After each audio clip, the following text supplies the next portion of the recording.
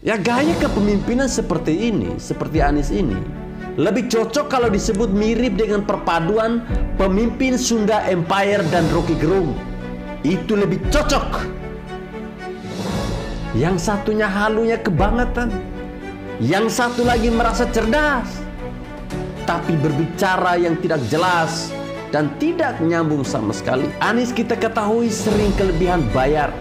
Anggaran borosnya bukan main. Sedangkan banyak proyek juga yang mangkrak. Kita sebut saja normalisasi dan naturalisasi sungai, rumah DP 0 rupiah, banjir yang tidak terurus.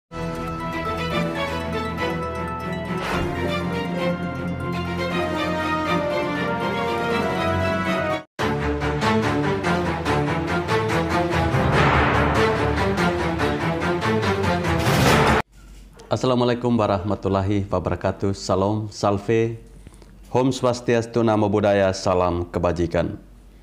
Teman-teman, sebelum menonton video ini silahkan klik tombol subscribe bagi yang belum. Dan bagi teman-teman yang sudah, silahkan klik like, komen, dan juga share videonya. Terima kasih.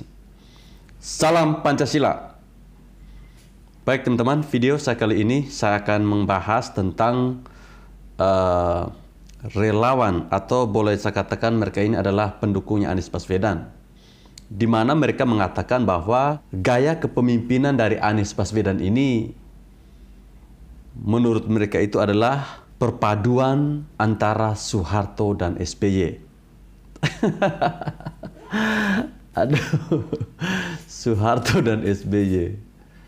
Kalau Soeharto, tetapi kalau mereka menyebutkan bahwa gaya kepemimpinan Anies ini perpaduan antara Soeharto dan SBY, ya sepertinya apa yang mereka sampaikan itu benar, teman-teman. Kalau zaman Soeharto dulu, itu dikenal dengan di mana kita masyarakat dibodohi dengan kata swasembada pangan. Namun pada kenyataannya, faktanya, bahwa saat itu kita makan nasi susah sekali. Kemudian kalau pendukungnya mengatakan bahwa dia mirip dengan SBY, saya juga setuju, teman-teman. Kalau kita berbicara tentang SBY, yang kita kenal adalah mangkrak. Nah, baru-baru ini kita ketahui ada salah satu proyek yang belum selesai dikerjakan, tetapi dipaksakan untuk Anies untuk soft launching. Artinya memang apa yang disampaikan oleh pendukungnya Anies ini memang ada benarnya juga, teman-teman. Kalau mereka mengatakan bahwa kepemimpinan Anies ini perpaduan antara Soeharto, SBY, dan Jokowi, itu baru kita bisa membantah. Boro-boro Anies mau disamakan dengan Jokowi. Beda sekali. Itu bagaikan langit dengan dasar got. Ya, kita ketahui bersama, teman-teman, bahwa Anies ini sudah diusung oleh Nasdem sebagai capres.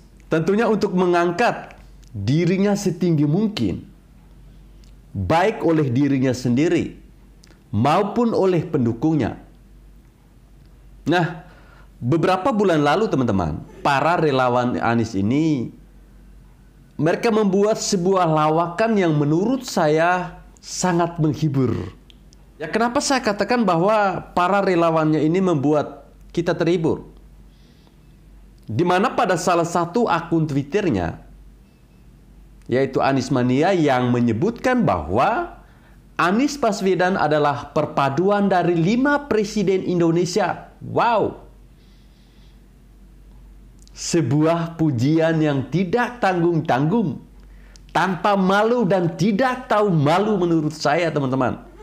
Akun relawan itu menyebutkan dalam unggahan grafiknya bahwa dalam diri Anies ada Soekarno sang orator. Betul. Anies adalah sang orator. Dia pintar menata kata untuk mengibuli rakyat DKI Jakarta. Lalu katanya Soeharto yang perfeksionis. Betul, perfeksionis untuk menipu rakyat DKI Jakarta. Lalu katanya Habibie yang cerdas dan pintar. Betul. Karena Anies pintar menata sebuah kata. Lalu katanya Gus Dur yang toleran dan ikon politik tengah. Betul. Ketika Anies mulai mendekati masa jabatannya selesai, dia mulai membuat diri seolah-olah dia toleran. Lalu SBY yang cermat dan JK sang negosiator atau juru damai. Betul. Semua yang dikatakan oleh para relawannya ini benar semua. Tidak ada yang salah.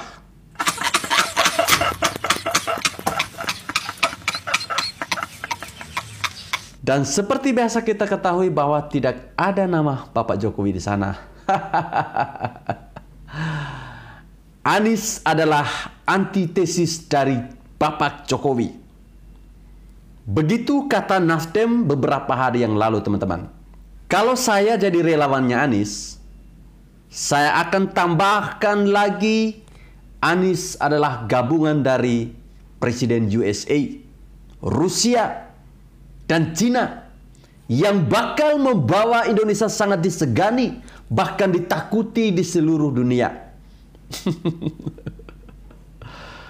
Nah, selain relawan Anies ini juga mendapatkan pujian dari politikus senior dari Partai P3, teman-teman. Habil Marati. Jadi si Habil Marati ini dia menilai bahwa sosoknya Anies ini sangat dibutuhkan dan tepat untuk menjadi pemimpin Indonesia di masa depan. Dia optimis Indonesia akan menjadi bangsa maju yang diperhitungkan dunia di bawah kepemimpinan Anies. Wow. Jakarta saja sekarang amburadul, apalagi mau memimpin bangsa ini. Gimana sih cara kalian melihat gaya kepemimpinannya Anies? Kemudian orang ini mengatakan bahwa gaya kepemimpinan Anies ini mirip dengan kedua mantan Presiden RI, yaitu SBY dan Soeharto. Ya, bagi banyak orang tentunya Soeharto digambarkan sebagai salah satu pemimpin paling korup di dunia. Bahkan di media, teman-teman, Soeharto disebut sebagai diktator terkorup di dunia. Sedangkan SBY sering identik dengan kata mangkrak. Dan prihatin karena Candi Hambalang yang tentunya sangat fenomenal itu, teman-teman. Anies kita ketahui sering kelebihan bayar. Formula E tidak jelas. Anggaran borosnya bukan main. Sedangkan banyak proyek juga yang mangkrak. Kita sebut saja normalisasi dan naturalisasi sungai. Rumah DP 0 rupiah. Banjir yang tidak terurus. Dan masih banyak lagi. Berbicara soal tegas, hanya orang yang stres yang menyebut bahwa Anies ini tegas. Tegas dari Hong Kong. Atau tegas dari Zimbabwe. Kalijodo yang kita ketahui bahwa itu adalah tempat prostitusi yang dulunya sudah ditutup oleh Ahok. Bahkan kembali dibuka. Pemukiman liar tidak berani digusur dengan alasan keberpihakan. Ya, setahu saya pemimpin manapun jarang menyuruh wakilnya melakukan konferensi pers kalau sedang ada masalah. Cuman Anies Baswedan yang tega meminta Wagub DKI untuk menjadi bempernya. Anies cuman maju saat ada penghargaan, saat ada pujian. Sisanya yang kalau ada masalah, Wagubnya yang di depan. Ya, kalau dikatakan bahwa dia ini mirip SBY, ada benarnya juga, teman-teman. Tapi ada bedanya juga. Benarnya adalah santun dan lembut. Ya, Anies juga begitu. SBY bikin negara ini autopilot dan prihatin melulu. Anies juga sama. Bikin Jakarta autopilot dan amburadul. Tidak becus bekerja. Maunya dikerjakan orang lain. Tapi kalau sudah selesai, dia klaim bahwa itu adalah hasil kerjanya dia. Lalu bedanya apa? SBY jarang menyuruh Yusuf Kala atau Budiono untuk menggantikan dirinya melakukan konferensi pers saat ada isu atau masalah. Ya, setidaknya SBY berani menghadap ke publik. Meski sekedar mengucapkan kata prihatin. Ya, bagi saya Anies terlalu pengecut dan sembunyi di kolong meja. Doyan sekali ngumpet. Ya gaya kepemimpinan seperti ini, seperti Anies ini, lebih cocok kalau disebut mirip dengan perpaduan pemimpin Sunda Empire dan Rocky Gerung. Itu lebih cocok. Yang satunya halunya kebangetan. Yang satu lagi merasa cerdas. Tapi berbicara yang tidak jelas dan tidak nyambung sama sekali. Relawan Anies paling senang mendengar narasi model seperti ini, teman-teman. Kepala langsung besar seperti balon. Percayalah, semakin mendekati tahun politik, apalagi tahun depan, teman-teman, akan lebih banyak lagi bombardir narasi lucu seperti ini.